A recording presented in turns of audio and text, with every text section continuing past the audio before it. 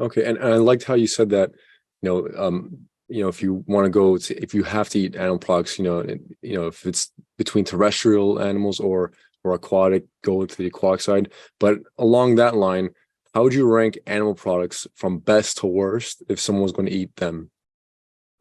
Oh my God, so funny. I used to get this question all the time. So fish would be the most healthy of all. And processed meats and red meats are the worst of all. Like those are like carcinogenic off the wahoo. And I think that dairy, I've seen insane results from coming off just dairy.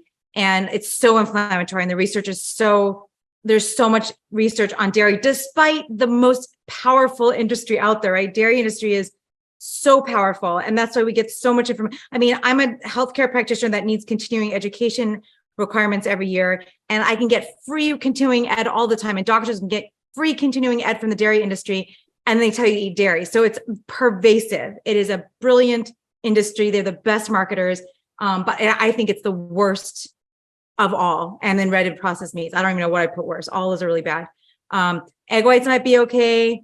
And then chicken, everything is in the middle. But like really, like you're really better off with any of those things, especially the eggs, chicken, and the meats. All right, all thank you. Meats. Yeah. All right, next we have David. David, what's your question? Where are you from? Hi, this is David again from Massachusetts. So a follow-up question about fat from plant-based diet. What are your thoughts about avocado? Because there are debates. Some people say that they are very healthy, but some people say that they are extra fat like nuts and seeds. So I would wonder what are your thoughts about avocado? Great question. I love avocado. I live in Los Angeles. We have avocado everywhere here, and I love it. And it's healthy, and it's high in fiber. But yes, it's high in fat, but it's high in monounsaturated fat. So here's the question: compared to what? So nuts and seeds contain the polyunsaturated fats, the omega-3 essential fats that we need in our diet. We have to get these essential fats in the diet. So nuts and seeds are a great source of that. Monounsaturated fats we don't need, but they are healthy, right? Healthier than, right? We have to do this comparison than saturated fat. And then when I wrote Vegetarian Diet, I did this whole section on the MUFAs and the LUFAs and the PUFAs and all this stuff. And me and Michael Greger had a really good time with that. He helped give me one quote in there. But so it's compared to what? So you need the nuts and seeds. You can, if you're trying to lose weight, avocado might actually help you because of all the fiber, but just maybe you don't have a whole avocado every day. So I definitely include avocado in my diet. I love it. And it's healthy and it's not bad for you, but it's like, maybe you don't have, something else that's more calorically dense if you're trying to cut back on the caloric density of your food. So it's not a black and white question whatsoever. It's like, enjoy it. And then again, you're using data, get on the scale, track your weight loss, track your food journal, and see what works for you and how much you can enjoy it. Thank you. And what are your thoughts about dark chocolate? Because again, there is many debates about dark chocolate. There are people say that they are very, very healthy for the heart, but from the other hand, there are plenty of saturated fats. So what are your thoughts about dark chocolate? Thank you. Yeah, I don't know if it's really controversial per se. It's more like people love it and it's better to have the darkest chocolate. So you're having the least sugar because you don't want to have sugar. Like sugar, you want to limit to. I really like the recommendation from the World Health Organization of trying to keep it less than 5% of added sugars. So you have to be considerate of that. So reading your labels and making sure that's the least sugar. But dark chocolate itself is fine and could be healthy. There's antioxidants in there, but it's not like you need chocolate. It's not, if you're going to really try to take care of your heart, again, you have to look at the overall profile, like I just read this word, food dome, the whole food dome, your whole overall diet. That's what matters. It's not a little avocado, a little dark chocolate. None of that's going to make a difference in the long run. It's what you do overall that matters over time. If you want to a lot of my clients are like, I just want one piece of dark chocolate and I'm happy. I'm like, great, have your piece of dark chocolate. But if the scale's not going down, then that's one thing you would want to eliminate. Just depends on your overall totality of your diet. And there's no evil foods and there's no foods that will save you. There's just no such thing. Everything has to be looked at from a more macroscopic level. Thank you. All right. Thanks, Dave, for that question. Next, we have Dorothy. Dorothy, what's your question? Where are you from? Yeah, hi. I'm Dorothy. I'm from New York. And I have a question about dairy, because you really put dairy down there, and a lot of speakers in this series do that as well. But and I am a dairy eater, and I'm kind of wondering, are you putting all dairy in the same boat? Is some worse than others? Some better than others? Is low fat better than regular fat? And in particular, I've always thought that eating things like yogurt and kefir were actually good for you because it helps with the microbiome. So just wondering, is it like all dairy is taboo in your mind, or are there some that are better or worse than others? I thank you for asking me this, Dorothy. And I honestly, again, there is no black and white. There's really a lot of gray here. But I do, okay, so if I had it, let's go back to the first way you asked it. I would say cheese is the worst thing because it's so high in saturated fat. But all of it has all of these, it's hormonally active. The thing that always boggles my mind is that people are always like, soy, it's phytoestrogens, it's hormones. No, but then they're going to have the dairy, which is actually estradiol, or is more powerful than estradiol, it's estrogen. And so that, increases your risk for cancer. And we see an increased risk for cancer growth with dairy, and increased risk for type 1 diabetes for when kids are drinking lots of dairy. We are 65, upwards of 65. I've seen some societies that are 90% of adults are lactose intolerant because no other species consumes dairy after weaning, and no other species consumes dairy from another species. That's unique to us humans. And there's so many things I could say about dairy. So first of all, yogurt, there's so many things you said, and I would just want to say, no, I don't like dairy at all, but I don't want to be that black and white because that's not fair. I would say that yogurt, even the plant yogurts, I don't recommend plant-based yogurts. Why? They're full of sugar, and I don't want you eating sugar. I think sugar is really bad too. Sugar is just as bad as all these saturated fats, very inflammatory. But dairy is inflammatory. It's pro-inflammatory. It causes how does Dr. Clapper say it causes the baby cow to become a huge cow and over a few days just because it makes you gain weight. And the acne I had, like no matter what I did to get rid of it, that was the only thing that got rid of it. And I see it with my clients. So I'm combining anecdote with my book, my story, and everything I've seen with the thousands of clients I've talked to, and the science. And I don't see any reason to eat dairy. Now there's a whole new industry now that says dairy free, and you could get anything of all those things dairy free. I'm still waiting for a dairy free cottage cheese because that's the only thing I miss from dairy. But you could try those, but those also, a lot of those have saturated fat and cholesterol. Not cholesterol. Well, some of them, no, they have a lot of saturated fat, and a lot of them have sugars and stuff like the yogurts and stuff. There's no cholesterol in plant foods. But so again, like, do you want that? I don't know. It depends on what your goals are and how you're feeling, but I would suggest cutting it all out. I don't know.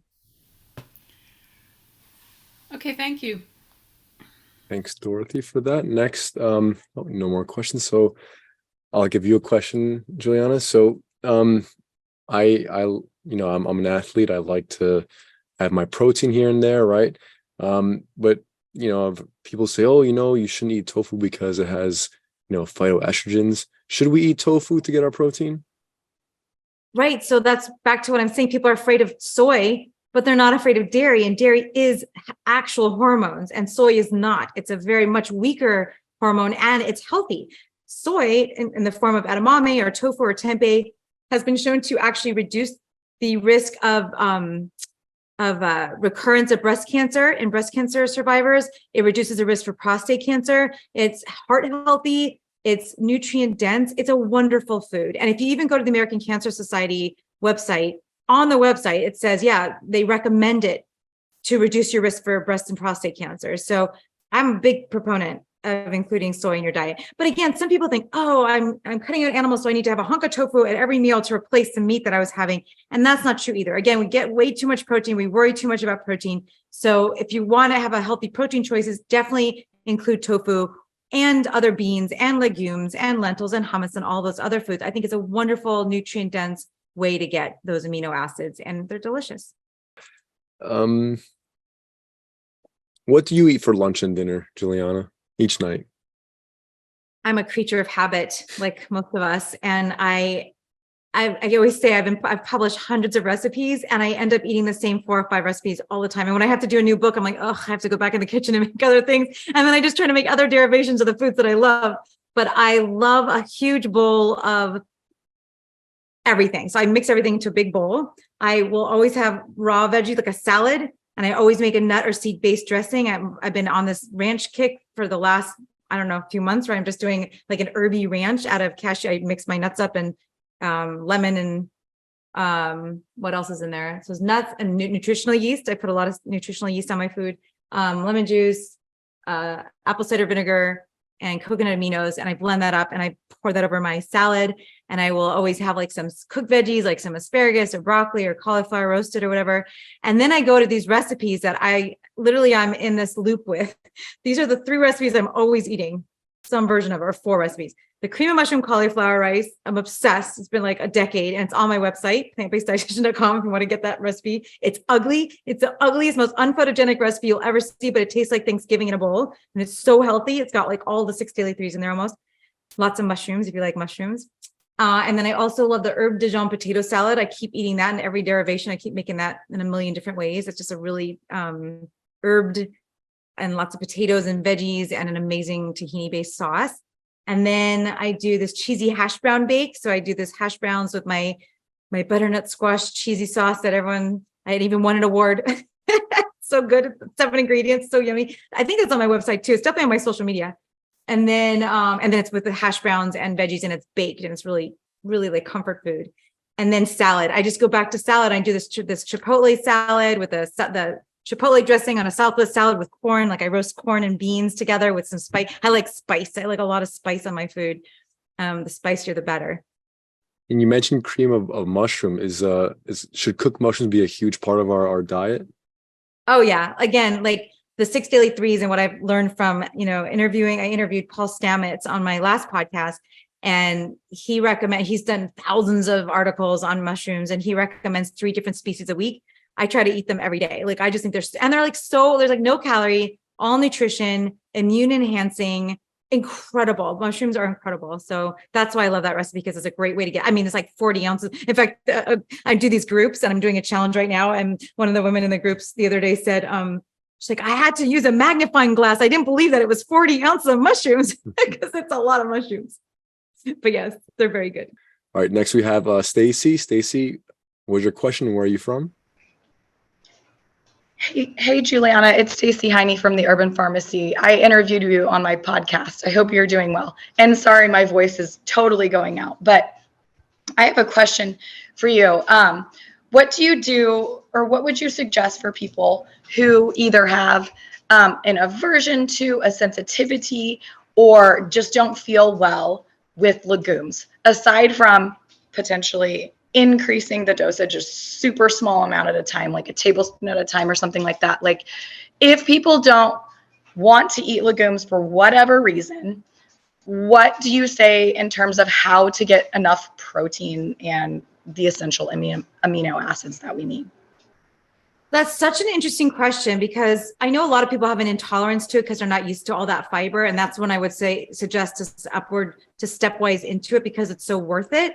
I'd want to know what the opposition was, if they could try that and see if it was working. But, there's now these great legume pastas, like maybe they would try a legume pasta, because it doesn't either. Maybe that, or it's very hard to replicate the amino acid profile of legumes and the fibers. There's so many wonderful, unique fibers in the legumes. Hummus, so many people love hummus. Yes. Yeah. So like a little bit more processed options. I think that's a good suggestion and helpful. What do you think about, somebody asked me literally just today, what do you think about like lentil sprouts? Because I was telling people, like, I've had an aversion to beans, even though I still eat them, but ever since I was pregnant with my son, it's just weird. And with beans for me, so I'm like, to get them in my diet, I eat bean sprouts, but I know the nutritional profile looks a lot different. Do you think that they're actually better, like if we were to eat lentil sprouts versus lentils? Yeah, when you sprout anything, it brings out the absorbability of the nutrients in there. It's actually more bioavailable, and I would say that's amazing. An amazing.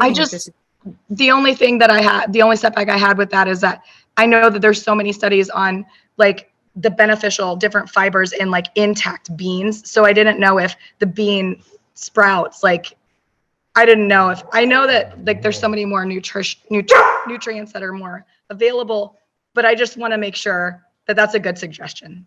I think it's a great suggestion. And then, you want to, then if you're really being particular and you won't have legumes and you're doing that, you want to make sure you're getting all the fibers, have things like eggplant with all those soluble fibers, and make sure you're getting the different types of fruits, and just make sure you're getting stuff. And I want everyone to remember that it's not about perfection. There is literally no way to have a perfect diet. Nobody has a perfect diet. I argue it is impossible. There's no such thing. It's a unicorn, doesn't exist. So not being so stressed out about it will be really good for your health long-term, to not try to be perfect, but, be mindful of where you're getting your soluble fibers and your amino acids if you're avoiding an entire food group, especially if you're on a plant-based diet. Yeah. Right. Thank you. All right, now we have Wendy again. So Wendy, what's your question and where are you from? Hi there, Wendy in Boca Raton. Okay, so you would be so proud of me if you would see what I eat. I eat so healthy. I grow sprouts and algae and seeds, and I eat a really high nutrient dense diet. And I'm not the only one. I've been in the health food business for many years, and it was me and these few other girls that worked in the health food business that were vegan, and we were all really overweight. So it just didn't make sense, because some people say, oh, become vegan, the weight's going to fall right off of you. Well, I'm still waiting. So what about eating starchy, purple potatoes or yams? Do you think to stay away from that if I'm trying to lose weight? And are there any particular tests that I should have things checked? And do you think the thyroid test is accurate? Well, first of all, you have to discern between healthy and weight loss, because there's a lot of ways to eat healthy, and weight loss requires a deficit no matter what you're eating. It doesn't require you to be healthy. So they're not, the same thing. You have to be really that's why you could be very healthy and not be at your goal weight. And weight loss takes a certain period of time to burn through the body fat. So I don't want people on weight loss mode for the rest of their life. That's what I try to cure, if you will. That is my goal. That is the subtitle of the book, Lose Weight for the Last Time. So you're not on this constant roller coaster. So I would say I'd have to see your food journal.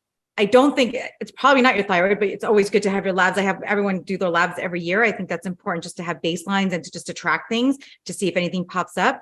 I would guarantee 99.99% it's the food. It's not more activity, and it's not your labs. Most of the cases. I don't know specifically you. I'm just saying generally speaking. So was there some other part of that question? Yeah, the thyroid test, I was told that it's inaccurate. So is the T3, T4, and TSH, if I would go and just have that done, I was told years ago that it's usually inaccurate. Oh, I don't know what they're referring to. It's always good to, they have all those tests are really carefully selected.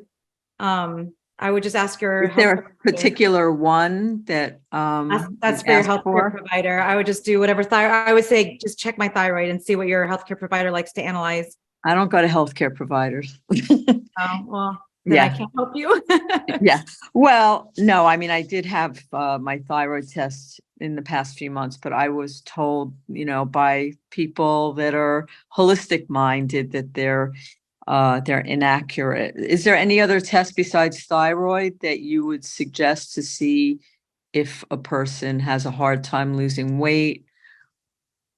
Well, the thing is that I usually could change that with diet immediately and prove that it doesn't matter, but the labs are important for health reasons. Okay. So if you do have a thyroid, if you're having a low thyroid issue, then you would need to supplement. You would need to take a pill. You would need to take a synthroid or synthetic thyroid, because there's not really a way to do that with diet usually, almost all the time. So it's definitely worth assessing, but I don't think that's the problem with your weight. Most likely, most of the time, it's the food. It's always the food. It really is.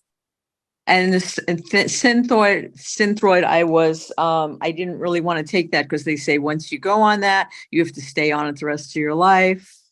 Well, if you need it because you're not producing those hormones, then you need it. So, I mean, that's sometimes, you know what?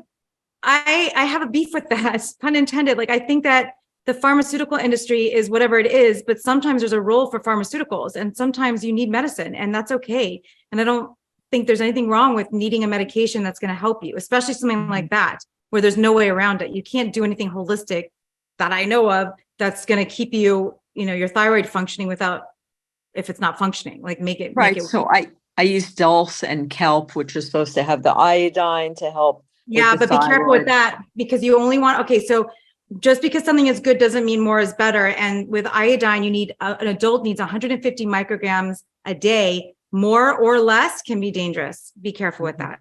Okay. All right. And starchy vegetables, like, is it okay The more to eat starchy potatoes? And the more starchy vegetables my clients eat and my students eat, the more weight loss they lose and the more satisfied they are. That seems to be like one of the top weight loss foods. I made videos about, that's one of my favorite weight loss foods. Okay. They're Awesome. filling. They're literally known as the most satiating food by science. Okay. Yeah. Okay. Thank you for answering all my questions. Sure. Wishing you the best. Thank you. All right. Juliana, thank you so much for your presentation and answering all of our questions.